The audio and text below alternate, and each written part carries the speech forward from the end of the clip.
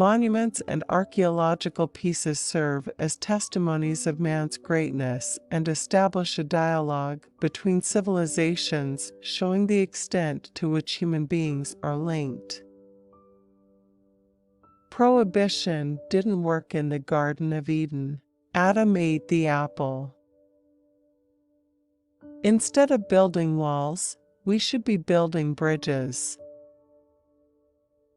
Change will not come from above, it will come from below, from the small and medium-sized business people.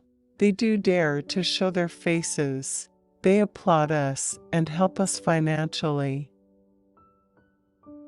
I am the guardian of power, not its owner. Every idea has its time. Mexico doesn't deserve what has happened to us.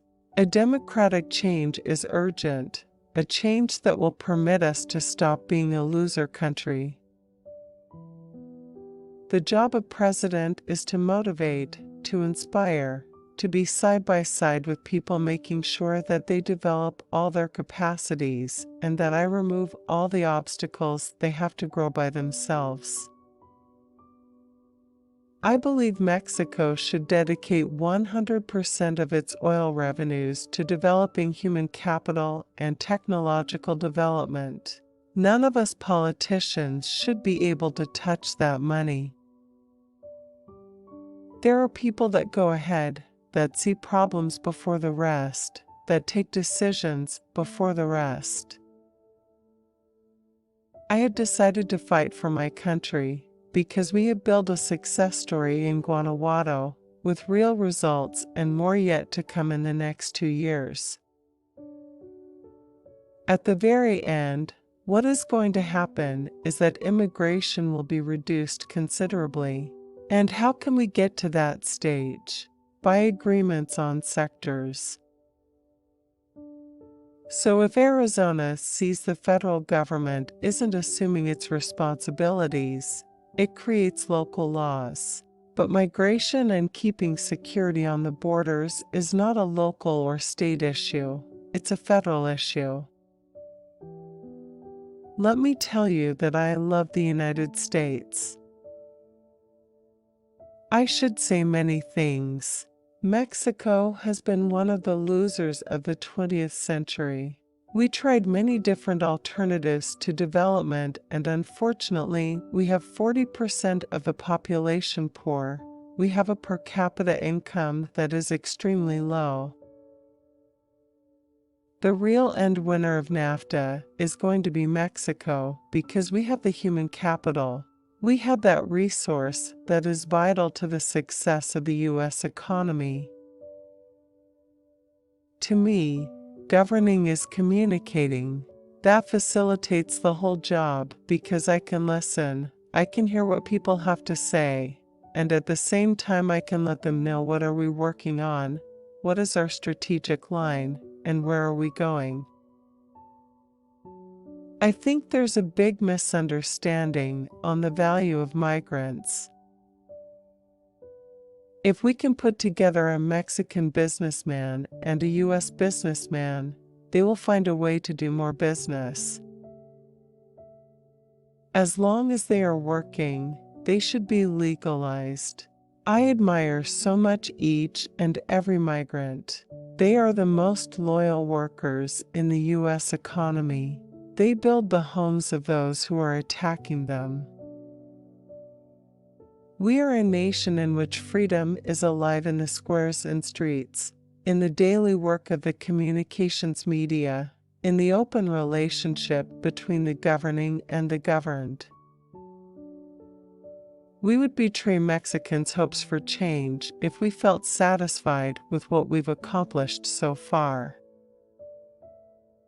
You may count on Mexico's support, since your commitment to the noblest causes of mankind and your vast experience are and will be invaluable in enabling us, together, to achieve a better world.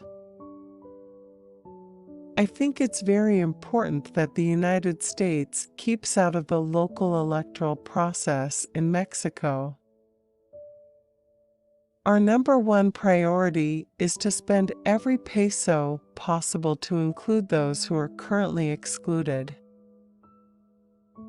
We must put together countries that produce drugs, countries that traffic, and countries that consume, and through this multilateral effort really stop the growing of crime. There's no doubt that Mexican men and women full of dignity, willpower, and a capacity for work are doing the work that not even blacks want to do in the United States. Tourism is a top priority activity for federal government, which is why it invests an average of over $2,500 million a year in infrastructure works and integral projects that promote Mexico's culture and natural attractions. Mexico is the only country in the world that has a trade agreement with the United States and Canada, and at the same time has one with Europe. These are the two largest markets in the world. By the same token, Mexico has one of the most open economies. No doubt, I enjoy being close to people in the way I dress, the way I speak, and the way I communicate with people. First, to begin with, Mexico is North American. The one that is using wrong the term is United States. United States is not North America. North America is Mexico, United States, and Canada. What Mexicans want and aspire to is to go there and work temporarily and raise some money and come back home.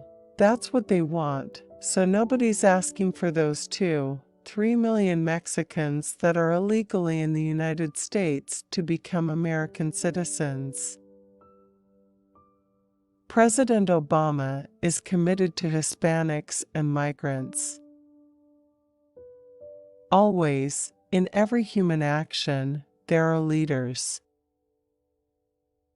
I think that in Mexico, we must change some practices that were built during the 72 years of predominance in Mexico. Former presidents would just hide away, run away, or disappear. And I think it's key in a democracy that presidents face people, see eye to citizens, and work to keep on contributing to Mexico.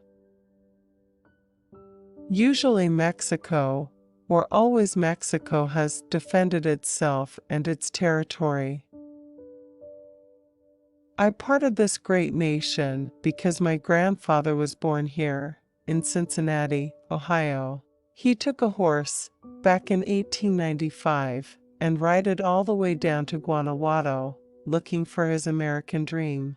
No penny in his pocket, only dreams in his head.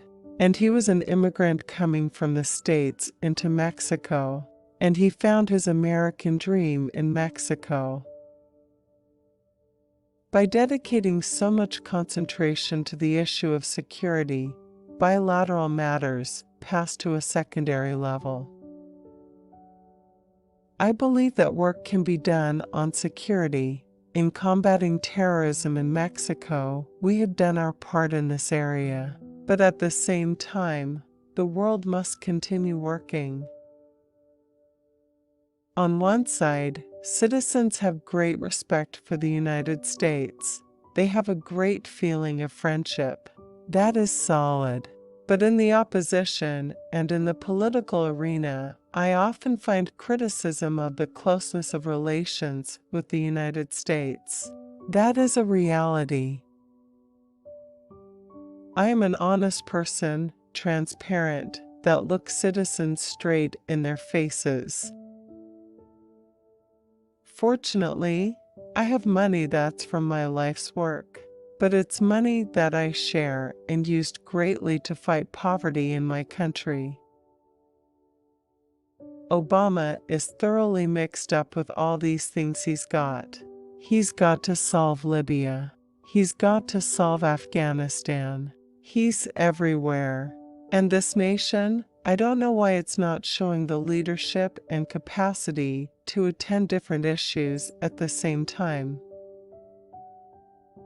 The army should go back to their assigned duties, and police should take the responsibility of fighting the cartels. We are not going to build up pressure in Mexico. We're not building walls to retain our people. I mean, we must act with intelligence. We must work on this framework so that immigration becomes an asset to both nations. Believe me, what just the Mayor Bloomberg said here in New York, that this city would be stopped, totally stopped, if it were not by the immigrants working here. And I like to convey my feelings, my emotions, my experience, the information I have to public use, public opinion. What nourishes us at home and in school is what inspires us. When we get awareness and learn about the great potential that we all human beings have, we are able to discover our leadership. We need to be aware of what we are capable of first and realize that if you place your dreams really, really high, you do have the potential to get to that level. I think one purpose is very clear among corporations and business leaders: make profits, deliver high return for stockholders, conquer markets, service consumers, and create jobs. But in today's world, demands from corporations and leaders are much more than that. We need to understand what people really want at the very end.